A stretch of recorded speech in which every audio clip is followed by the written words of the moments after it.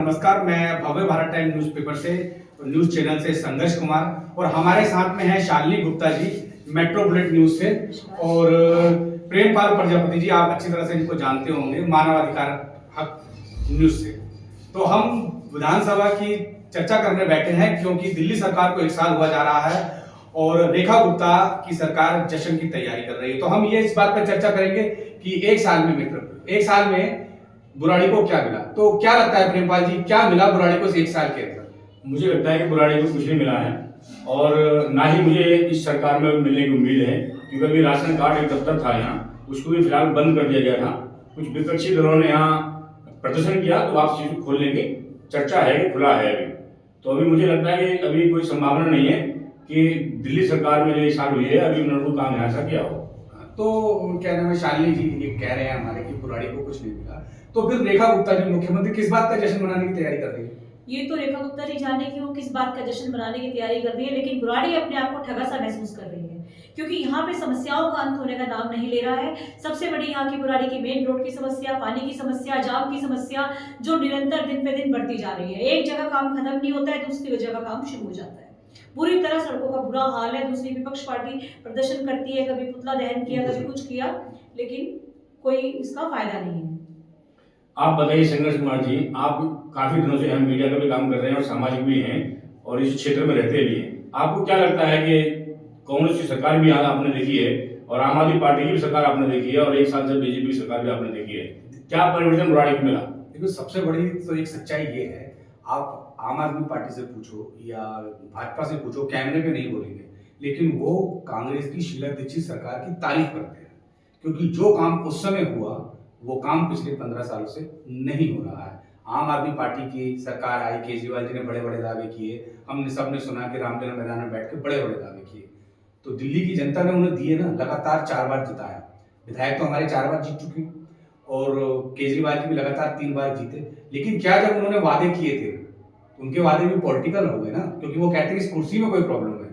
जो बात उन्होंने कही थी खुद केजरीवाल ने ही साबित कर दी कि वाकई में इस कुर्सी में प्रॉब्लम है, क्योंकि 11 साल लगातार मुख्यमंत्री रहने पर उन्होंने दिल्ली के लोगों का विश्वास तोड़ा और इसीलिए दिल्ली के लोगों ने उनको चौथी बार जीतने नहीं दिया। तो कहीं ना कहीं इसका मतलब अरविंद केजरीवाल फेल हुए। और बात करूं मैं बुराड़ी की, आपने बुराड़ी के बारे में पूछा, तो विधायक तो चौथी बार जीत गए। बुराड़ी के लोगों ने चौथी बार विधायक संजीव झा पे भरोसा किया, लेकिन हालत क्या है? क्या हालत में सुधार? आप ही बताइए, क्या हालत में सुधार हुआ? मुझे जो लगता है कि आजकल जो देखने को मिल रहा है, हम भी लगातार क्षेत्र में घूम रहे हैं और लोगों से संपर्क कर रहे हैं, मुझे जो सुनने को मिलता है और मुझे देखने को मिला, ये लगा कि ये भी कह सकते हैं हम कि बुराड़ी की सड़कों खोदो अभियान चल रहा है।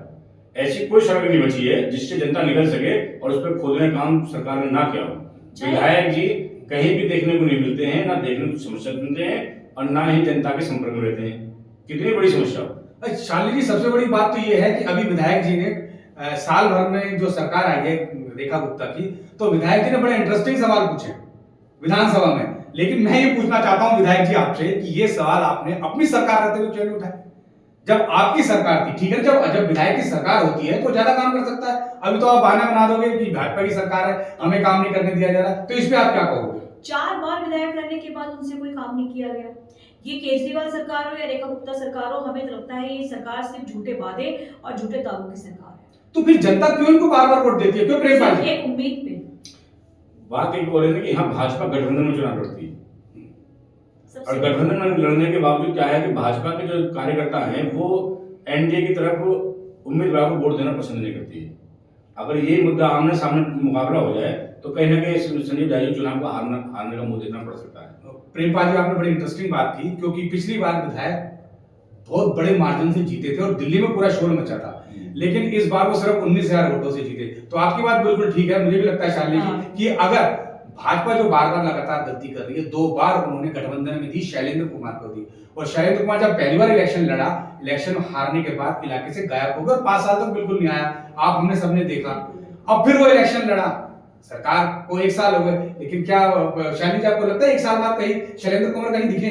नहीं, अभी उन्होंने एक मीटिंग करी है कि निगम के चुनावों के लिए वो कह रहे हैं कि 5 सीटों पे हमारी पार्टी चुनाव लड़ सकती है। एनडीए जो ये की अपनी पार्टी है ये चुनाव लड़ सकती है। अब ये तो आगे देखा जाएगा कि 5 सीटों पे इनको मिलते हैं बुराड़ी से या नहीं मिलती है, जो टिकट मिलती है नहीं मिलती। तो प्रेमपाल जी, मतलब है कि और विधानसभा एक में साल के बाद इनको अब देखने को मिला है, वरना शैलेंद्र कुमार जब से चुनाव हारे हैं तब से बिल्कुल चर्चा में नहीं थे। कहाँ गायब हुए ये हमें भी नहीं पता, हम पत्रकार लोग हैं, मार्केट में रहते हैं, लेकिन हमें नहीं पता कि वो कहाँ गायब हुए। तो ये कैसी कैसी राजनीति है? राजनीति क्या है कि लोगों को जो विपक्ष के जो लोग हैं वो जो मुद्दा उठाते हैं कि सांसद मनोज तिवारी जी और संजीव झा जी, ये दोनों की मिली भगत है। सांसद जी को भी 12 साल होने जा रहे हैं बिल्कुल। और उन्होंने भी एक 12 रुपये का काम मुझे नहीं लगता कि बुराड़ी में कहीं किया हो। काम करने के बाद छोड़ दी, जितनी भी समस्याएं क्षेत्र में जनता को झेलनी पड़ रही है उसमें ना वो कार्रवाई करने को तैयार हैं और ना कुछ जांच कराने को तैयार हैं। चाहे पुस्ता का मामला हो, चाहे 25 फुटा का मामला हो, चाहे संतनगर का 100 फुटा रोड का मामला हो, कोई जगह ऐसी नहीं है जहां से आदमी निकल सके। लेकिन सांसद जी को भी जानकारी होने के बावजूद भी ना वो कार्रवाई करवाते हैं, सरकार उनकी है, और ना खुद एक्शन लेने के तैयार रहते हैं। जनता कुछ भी करे, मजबूर रहे, कहीं भी जाए कहीं भी आए, उनसे कोई फर्क नहीं पड़ता। अब मनोज तिवारी जी का तो प्रेमपाल जी ऐसा है कि पिछले 12 साल से कह रहे हैं कि केंद्रीय विद्यालय बनेगा, लेकिन केंद्रीय विद्यालय तो अभी कागजों में नजर नहीं आता है और बार बार दावा कर रहे हैं। आखिर पब्लिक इन्हें कितनी बार जिताए चुनाव में कि ये उनकी डिमांड को पूरी कर सके? केंद्रीय विद्यालय आज तक नहीं बना। मुझे लगता है बुराड़ी विधानसभा क्षेत्र से ऐसे कई, मेरे ख्याल से मेरा मोटा मोटा अंदाजा 2 से 3 हजार बच्चे हैं जो केंद्रीय विद्यालयों में पढ़ते हैं और बुराड़ी से बाहर के स्कूलों में जाते हैं। शालीमार बाग, प्रीतमपुरा, अशोक विहार, रोहिणी, उनको जाना पड़ता। अब बड़ा सवाल ये भी उठता है शाली जी कि सरकार आपकी सेंटर में 12 साल से, आप 12 साल से सांसद, फिर भी एक केंद्रीय विद्यालय इस इलाके को नहीं दे पा रहे, जो क्या वजह हो सकती है इसकी? बताइए आप। प्रेमपाल जी, आप बताइए इसके बारे में, राजनीति के बारे में थोड़ा सा। ऐसा है कि उन्होंने कभी कोशिश नहीं की। अगर वो कोशिश कर लेते तो कहीं ना कहीं केंद्रीय विद्यालय की फाइल चलती, कहीं ना कहीं उसको अप्रूवल मिलती। लेकिन आज भी कागजों में सिर्फ घोषणा करते हैं, कोई गंभीरता से उस स्कूल के बारे में वो ना कहते हैं ना सोचते हैं। एक बात सुनिए, मैं आपको छोटी बता देता हूँ। मैंने एक बार पत्र लिखा सांसद जी को कि इस इलाके में कम से कम 10 लाख लोगों की आबादी है और यहाँ को फायर का स्टेशन नहीं है। कोई बड़ी घटना में आग लग जाती है, छोटी मोटी या बड़ी घटना हो जाती है, तो जहांगीरपुर से या रूपनगर से गाड़ियाँ आती हैं। उस बात को लेकर कम से कम लगभग 2-3 साल हो गए होंगे, आज तक उसको कार्रवाई नहीं हुई है। अच्छा, जबकि फायर स्टेशन यहाँ होना चाहिए, बिल्कुल होना चाहिए, लेकिन उन्होंने कोई कार्रवाई नहीं की। मैंने सांसद को चिट्ठी लिखी उस पर, अच्छा, कोई जवाब नहीं आया। कोई जवाब नहीं आया। अच्छा, बड़ी बात तो ये है ना कि मेट्रो को बने हुए 1 साल पूरा हो गया है, कितना ट्रायल करेंगे? और बुराड़ी की अगर मेट्रो चालू होती है तो यहाँ बुराड़ी के 12 लाख लोगों को इससे कितना फायदा मिलेगा, क्योंकि ये मेट्रो पूरी दिल्ली से जुड़ी हुई है। कनेक्टिविटी बहुत अच्छी है यहाँ पे। अगर ये मेट्रो चालू हो जाती है, और ट्रायल हमेशा एक 1 जनवरी को चालू हुई, पिछले साल से ये ट्रायल चलते आ रहे हैं कि अब चालू होगी, अब चालू होगी, लेकिन ये चालू होने का नाम नहीं ले रही है। मैं एक बात बता देता हूँ आपको, हो सकता है अलग अलग तरीके की सब बातें होती हैं, कहीं ना कहीं चुनाव में नजदीक आएंगे तो मेट्रो भी शुरू हो जाएगी, फिर केंद्रीय विद्यालय जैसी बड़ी बड़ी घोषणाएं होंगी। तो निगम का चुनाव है तो 2 साल बाद तो क्या बुराड़ी की जनता को 2 साल में क्या करना पड़ेगा? हो सकता है बीजेपी वही वाली 100 बात है फुटा ना रोड पे जो सीवर का काम चल रहा है, 4 साल से लोग समस्या से जूझ रहे हैं, इसका कोई समाधान नहीं है। दिल्ली में मेट्रो बनी, जैसे आपने पिछली कहा कि शीला सरकार को आज भी लोग याद करते हैं।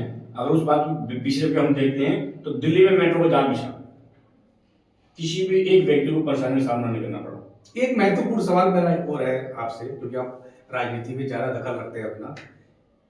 कांग्रेस कहीं ना कहीं विपक्ष की भूमिका निभाने में बुराड़ी में पूरी तरह से नाकाम है और कहीं ना कहीं गुटों में भी बटी हुई है। आज बुराड़ी को एक समय में कांग्रेसी माना जाता था, अब यहाँ पे 2 समस्याएं हैं। एक तो विपक्ष की भूमिका निभाने में कांग्रेस बिल्कुल नाकाम है और 2 गुटों में बटी हुई है। एक गुट अगर कहीं दिखता है तो दूसरा गुट नहीं दिखता। क्या इससे कांग्रेस कभी उठ पाएगी बुराड़ी में, कभी कामयाब होगी? गुटबाजी का सामना कांग्रेस को करना पड़ रहा है, इसमें कोई दोहराई नहीं। मगर इसके लिए जो बड़े नेता हैं, प्रदेश लेवल के, राष्ट्रीय नेतृत्व के लेवल के हैं, उनको कहना कि संज्ञान लेना चाहिए कि गुटबाजी के कारण ही कांग्रेस पार्टी पहले भी हारी है और अगर इस तरह रहेंगे तो आगे भी हार का मुख देखना पड़ सकता है। कहीं ना कहीं संगठन को लेकर के जो आज कांग्रेस पार्टी मजबूती से उठी है, कई मुद्दे उठाए हैं कांग्रेस ने भी यहाँ, तो उसमें काम भी हुआ है। मंगेशकर की चुनाव लड़े उससे पहले 100 फुटा रोड पर उन्होंने अपनी तरफ से खर्चा करके जो है सड़कों में भराव कराया, गड्ढों कराया। राशन दफ्तर गया था, मैंने पहले बताया आपको, उसके लिए प्रदर्शन किया। आज 100 फुटा रोड की समस्या को लेकर उन्होंने फिर पुतले दहन किए।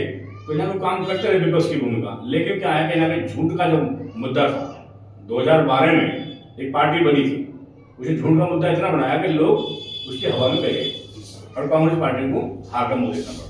समझ जी, आप बताइए, जो बीजेपी की सरकार है, उत्तर गुप्ता सरकार ने जो ये आरोग्य मंदिर के नाम से मोहल्ला क्लिनिक को कन्वर्ट किया, उसके बारे में आपको क्या लगता है, क्या कहा जा सकता है, आप क्या कहना चाहेंगे? देखिए, मुझे कहीं ना कहीं ऐसा लगता है कि कोई भी राजनीतिक पार्टी हो, हमने आम आदमी पार्टी को देखा 11 साल और अब 1 साल से भाजपा को देख रहे हैं, जनता की आंखों में धूल झोंकने का काम हो रहा है।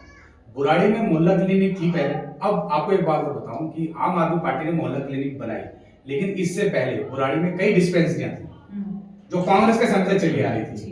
अब आम आदमी पार्टी ने क्या किया, तो कुछ को नाम चेंज कर दिया, मोहल्ला क्लिनिक में कन्वर्ट कर दिया। अब रेखा सरकार क्या कर रही है कि उन्हीं मोहल्ला क्लिनिक को आरोग्य मंदिर बना रही है। तो ये तो सीधा सीधा जनता की आंखों में धूल झोंकने का काम हो रहा है। तो कहने का मतलब यही है कि इसमें भी जो बुराड़ी की जनता है, आम जनता जो भी है, वो अपने आप को ठगा सा महसूस करती है। वही सही बात यही है कि ये सिर्फ झूठे वादे और झूठे दावों की सरकार है। तो बुराड़ी विधानसभा के लोगों को मैं बताना चाहता हूं कि बुराड़ी विधानसभा एक ऐसी जगह है, यहाँ पे एक नहीं 8 जनप्रतिनिधि है। भारतीय जनता पार्टी से सांसद है, आम आदमी पार्टी से विधायक है और 5 निगम पार्षद भाजपा से है और 3 निगम पार्षद आम आदमी पार्टी से है। तो इसके बाद भी बुराड़ी विधानसभा का सबसे बुरा हाल है। तो मेरी बुराड़ी विधानसभा के लोगों से अपील है कि उन्हें खुद आगे आना होगा, अपनी समस्याओं का समाधान करने के लिए उन्हें आगे आना होगा, क्योंकि ये 8 जनप्रतिनिधि का रवैया तो हम सब देख रहे हैं। नमस्कार।